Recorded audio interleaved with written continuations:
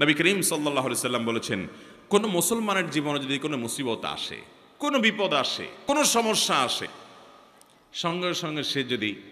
ইন্না লিল্লাহি ওয়া ইন্না ইলাইহি রাজিউন পড়ে এবং আরেকটা দোয়া পড়ে, আল্লাহুম্মা জুরনি ফি মুসিবাতি ওয়াখলুফ লি খায়রাম মিনহা, আল্লাহ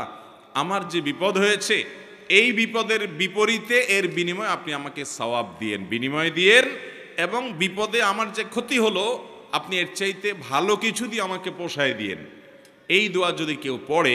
তো আল্লাহ রাব্বুল আলামিন তার ওই বিপদে যা ক্ষতি হবে তার থেকে বেশি দিয়ে তাকে অবশ্যই পুষিয়ে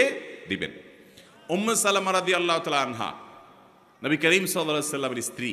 তিনি বলেন যে আমি নবী করিম সাল্লাল্লাহু আলাইহি সাল্লামকে কিভাবে পেয়েছি তোমরা জানো? অদ্ভুত ঘটনা, শিক্ষা